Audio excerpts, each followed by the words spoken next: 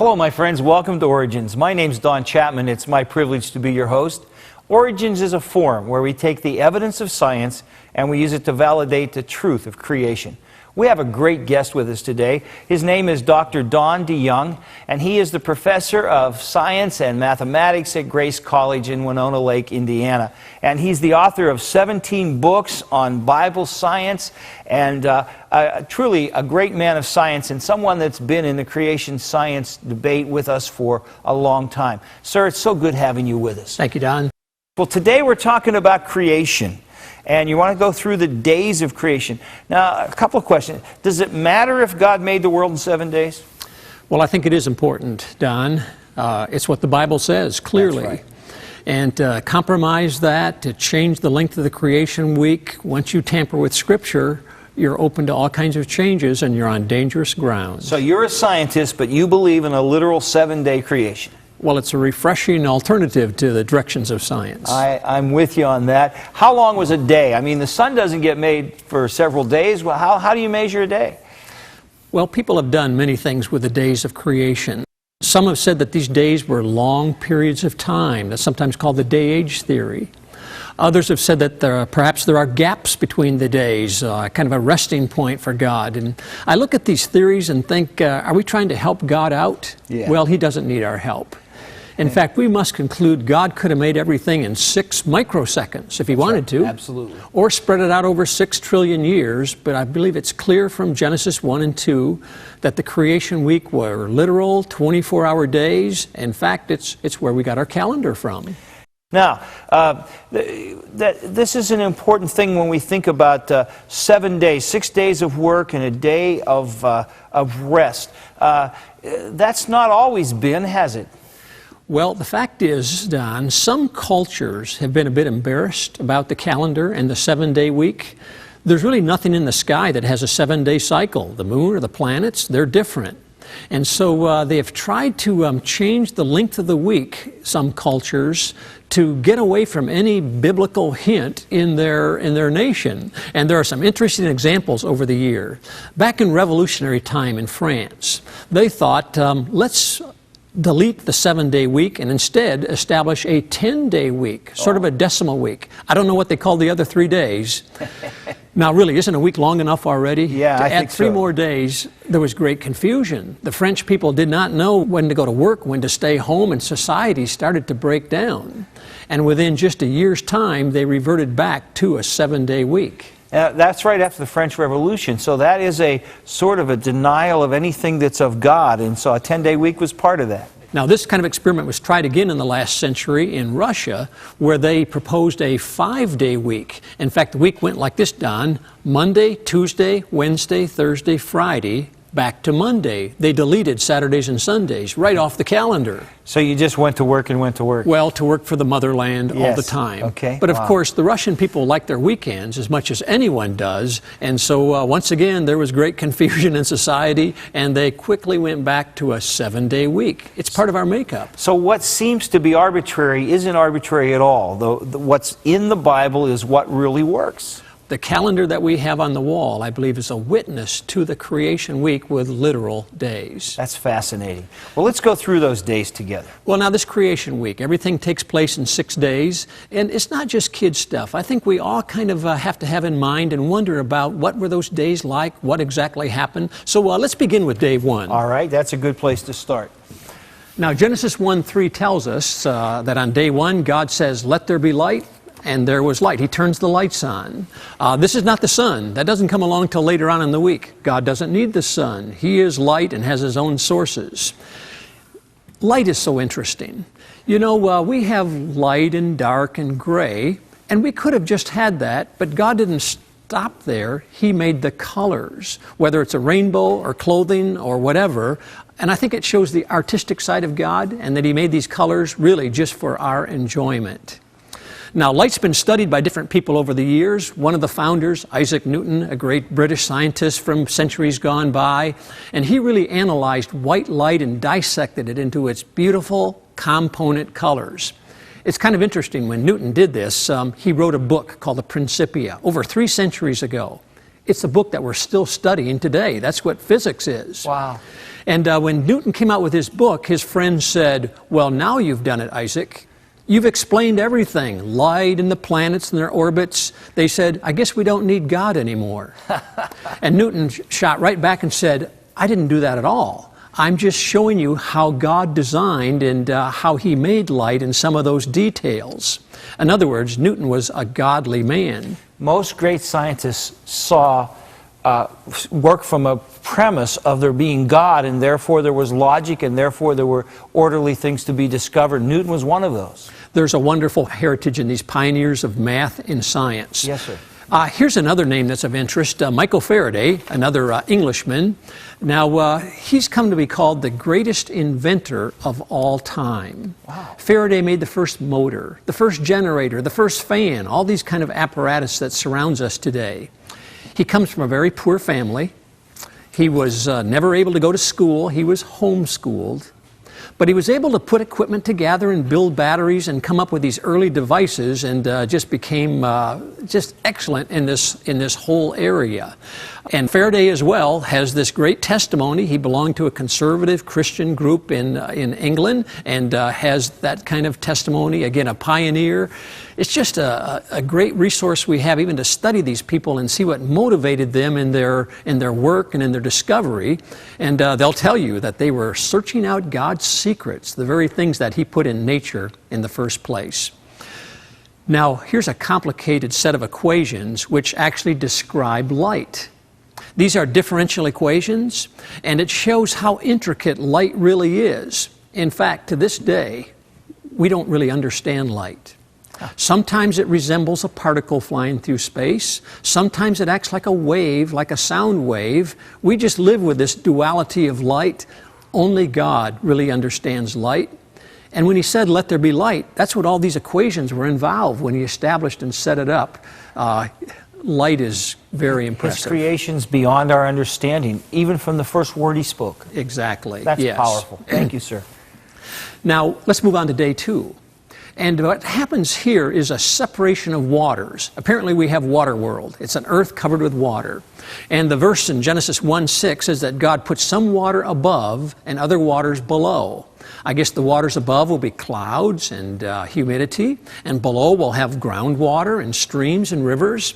Someone kind of commented that it doesn't sound like God did much on day 2. He just separated the waters and took the rest of the day off.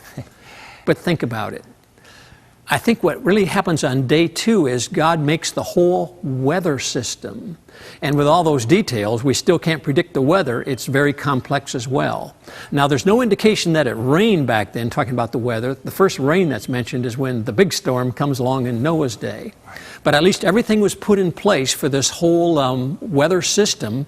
And so this is day 2 when the waters are separated. Is it fair to throw the word atmosphere into that? That would be part of this story as well? Yeah. Yes.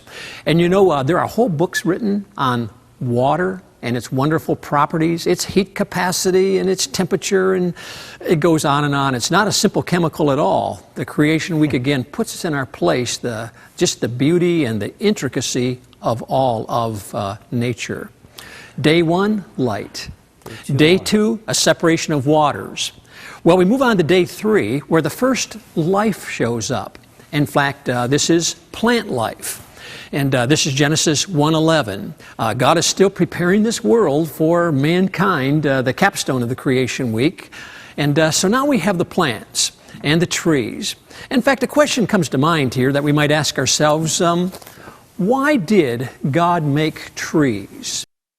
Actually, there are 2 special Bible reasons for trees. All our reasons are suitable and good, but there's 2 interesting reasons that come about at the end of the creation week, where God's reflecting on his world, and he says trees were made to be good for food, apple pie. Amen. And also to be pleasing to the eye. The idea of aesthetics, looking at trees in wonder at their beauty. And no matter what time of year it is, the trees are just a treasure to look at. Yeah, they really are. Just fascinating to look at it that way. God's view quite of an creation. artist, isn't he? Yeah. And maybe that's even a reminder that once in a while we should take a walk in nature and enjoy the trees that God has made. Well, we're talking about day number 3 when God makes the plant world. And let me bring up another aspect of plants. In fact, think of a young corn shoot that's growing. And on a sunny day, what we have found is sunlight comes in through the top leaves, right down through the stem, into the underground roots. And if you could somehow clear the soil away, there's light underground, visible light. Wow. It's one way that they get energy down there to grow. Now, they're also using moisture and nutrients from the soil, but solar energy as well. And what that kind of transmission of light reminds us of is this whole term fiber optics, which is very popular today. You hear that a lot. Email is being sent by fiber optics and communications of various types, and they're greatly improving that. And one way that they're studying fiber optics is through this corn that really has natural fiber optics. In fact, I brought a piece of fiber optics along here today. The black part is a covering. The optics is actually rather clear material. Perhaps we could try a little experiment together, Don. Let me give you this end. Thank you, sir. This is about 10 feet long, I would guess. And what I'd like to do is take a light and shine it in this end and see if we can get the light to focus on through and come out your end. I've got a laser beam here, and it's kind of a green light, as you can see. And I'm going to point it into this end of the fiber optics. It's a fairly bright light. And so let me take this thing now. We need to watch your end here. In fact, let's complicate this a little bit more. Let me tie this thing in a knot just to make it more difficult. Now, if this was in your backyard, if this was a garden hose, could you shine a flashlight in one end and get visible light out the other? No. Just try it. It won't work. But this is fiber optics. So let me take this beam here and shine it in this end. There it comes. And I'm looking at your end as well. Same green light down here you have up there. Yeah. The light's passing on through. That's right. And you know, this is a short length, but if this stretched clear across the state, you would still get the light coming out the far end. There's just no end to it. This is called total internal reflection, and it's quite a complicated process the way this operates. Fiber optics is just very efficient. It's replacing copper cables and other things all around the country, and it's actually made out of sand, so there's plenty of it to work with. And where are we coming up with the ideas on how to improve and build better fiber optics?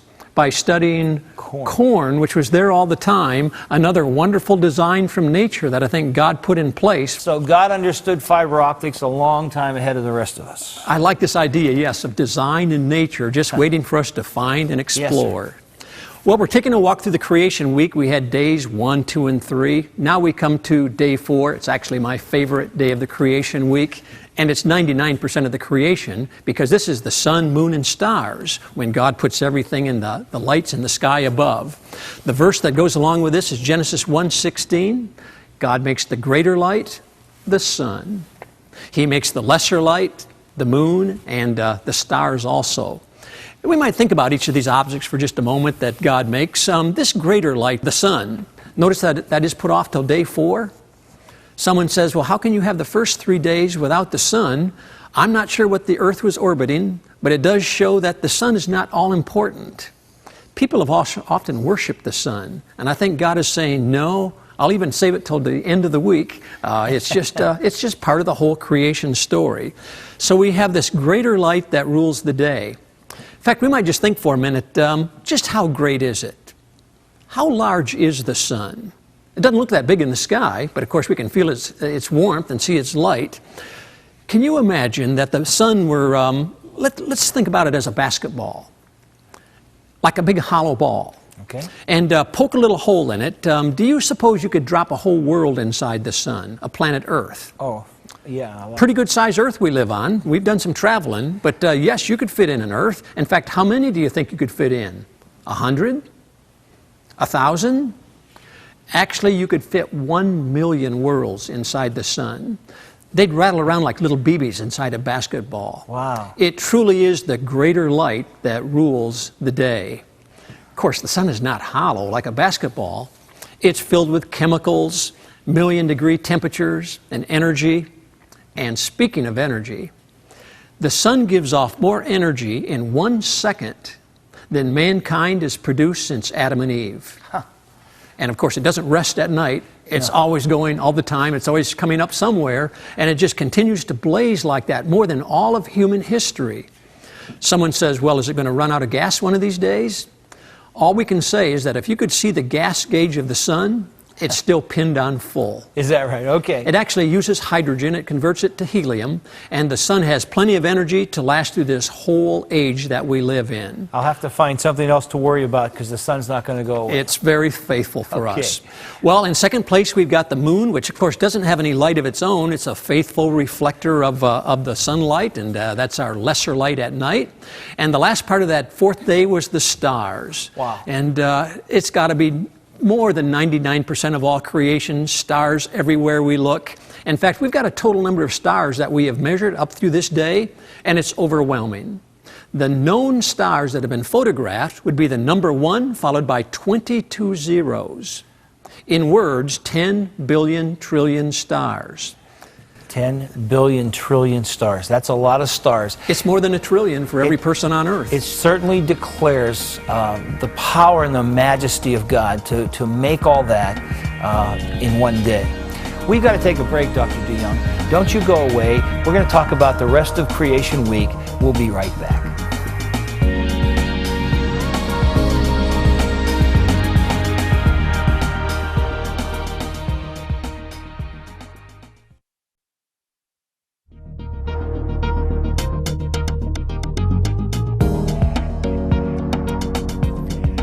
Today's guest on Origins, Dr. Don DeYoung, has a PhD in physics and is chairman of the Science and Mathematics Department at Grace College in Indiana, where he has been on staff since 1972. He is also president of the Creation Research Society and an author of many books which are available at the website www.creationresearch.org. Dr. DeYoung can be reached at Grace College, 200 Seminary Drive, Winona Lake, Indiana, 46590. Dr. DeYoung speaks on creation topics and believes that the details of nature are a powerful testimony to the Creator's care for mankind.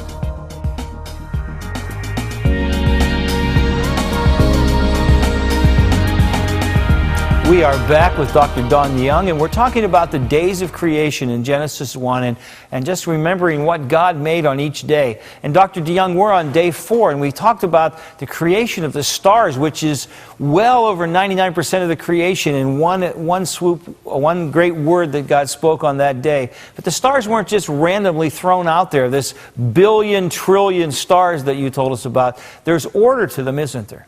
Well, Don, these stars have interesting shapes and distributions in the sky. I've got an example here of the Large and Small Dipper in the northern sky that we're familiar with. And these stars are attractive to look at, and they're even useful. For instance, we've all heard of the North Star, Polaris. Well, you can find that easily. On a clear night, if you can locate the Big Dipper in the north, these two stars right in here are called pointer stars, and if you go up this way, you come to this important star, Polaris, the North Star. Actually, it's positioned directly above the North Pole, so if you're at the pole, you'd be looking straight up. And of course, that's always due north. So if a person was lost and could locate the stars and the North Star, that would tell you north, and then you can find your other directions as well. This has been very useful to many people over history, to explorers, backpackers, or whatever. Here we have the flag from Australia. And what we have down under is called the Southern Cross. They're kind of proud of it. They put it on their flag. In fact, so does New Zealand. And if I could just highlight what this looks like, it's a very small constellation, and it is a very distinct cross shape. Now, some might say, I can't see these pictures in the sky. Everywhere I look, I see boxes or figures. If you do a lot of study of the sky, there is something to these patterns. They are there. And so we have the Southern Cross below the equator. But you don't have to travel down there, because up here in our northern skies, in the summer season, we have what's called the Northern Cross. Now, they do place a swan over the top. In fact, it's called Cygnus. Let me just highlight this Northern Cross like this. It's actually larger than the Southern Cross, and I think even more distinctive. But think about this. In both hemispheres, we have this symbol of the gospel of the cross, and it's there if you have the interest and the eyes to see it. Well, we're taking a walk through the Creation Week, and now we're up to day 5, where the first animal life shows up, the fish and the birds. And once again, there's design every place we look. We might just feature for a minute on the idea of birds, and think about a feather. Now, you have one there, Don. If you I can do. just hold An it orange up. one, by the way. Yes, that's actually a chicken feather that's been dyed. Do you notice how lightweight it is? I mean, whatever it's made Light out as a of, feather. keratin, Yes, sir. so that it can fly and make use of that. And just to try a little experiment, Don, can you take the side of that feather and pull down on the side fins? In fact, do that several times. Ruffle it up. You know, if you do that and listen closely, you can even hear a sort of a click as it opens up that way. Yes, sir. And now that's half of the experiment, but now the other half is to put the feather back together again. Uh-oh. This time you kind of need to stroke upward on it multiple times, and there it is. And it becomes a solid surface, actually, that's waterproof by the time you're done. And you can pull it apart, you can put it back together. In fact, birds will do this when they're preening themselves. Now, the fascinating thing is, if you look at a feather closely with, let's say, a microscope, the picture kind of shows that there are hundreds of many little hooks that kind of grasp each other. And when you pull down, they pull apart. And when you stroke upward, they reconnect. It's sort of like a fastener that works. And what does that remind you of? Velcro. It's like this has little Velcro in it that hooks them together. Well, Velcro. It's on the children's shoes. It's on our own jackets. It's everywhere. Actually discovered by an Englishman a few decades ago when he saw a cockleburr sticking to the fur of his dog. And it's the same kind of device, small hooks that grab each other and can pull apart. You know, Velcro is said to be one of the great inventions of the last century. Well, we didn't really invent it. We just found it in nature. It was there all the time. This is God's Velcro in a feather or in a cockleburr, more design in nature. You continue to show us, Dr. DeYoung, that so many of the things that we invent, we really are just copying what God already made. Exactly. That's where engineers and inventors are looking today, to nature, really to creation, for new ideas that are just there as a treasure for us to make use of. Now we come to the last day, day number 6, and this is when the rest of the animal world shows up, as well as our first parents, Adam and Eve, and the whole week is completed and glorious in every way with these literal days of creation. When you look at Scripture closely here, it talks about, as far as the animals, the cattle and the wild animals that were made. In fact, this brings up an interesting question, thinking about history. How about dinosaurs? Everybody wants to know about dinosaurs. Where do they fit in? Now, the popular idea today is that these creatures lived in a land before time. In other words, I guess, long before Genesis, but that doesn't work out. Everything is made during the creation week. I would propose that dinosaurs are on day number 6, that God made them along with all the other animals. I think we've been misled with this idea that they lived long, long ago. We can find their footprints. We can find their bones now and then, large bones. Here's a little Argentine boy standing next to a backbone vertebrae from one of the largest dinosaurs we know. That's the single vertebrae that he's standing next to there. And that's about all we found. Yes. There were giants in the earth in those days. And the thing about these dinosaurs is they never stopped growing. The older they got, the larger they got. So these were kind of the old-timers. Now, we don't know what Argentinosaurus looked like. We don't know their skin color, and so these kind of artistic pictures are drawn. But whatever they were beautiful animals, and they had their proper place in creation. People also show up on day number 6, and we are not animals. Ecclesiastes 3:11 says that we have the idea of eternity, the fellowship with God in our hearts, and that sets us above the animal world. In fact, we are supposed to care for the animals. We're responsible for this world. And that's the creation week, a wonderful time when God supernaturally made everything.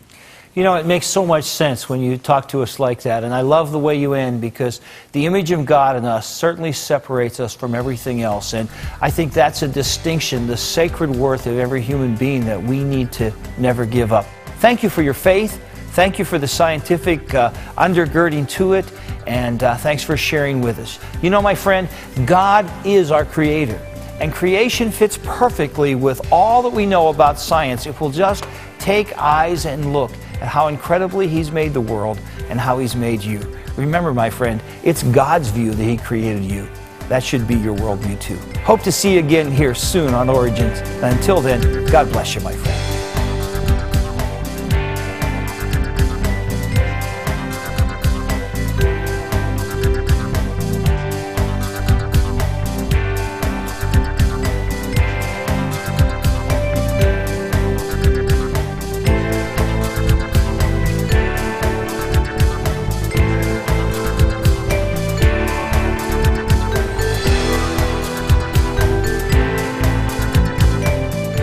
Thank you for watching this edition of Origins. To get a copy of the information presented today, you can download a PDF file of program number 1109 from our website at www.originstv.org. Or for a DVD of this series, send a $12 donation to cover shipping and handling and write to Origins, program number 1109, Cornerstone Television, Wall, Pennsylvania 15148. Origins is made possible by the faithful prayers and the financial support of you, our Cornerstone Television family.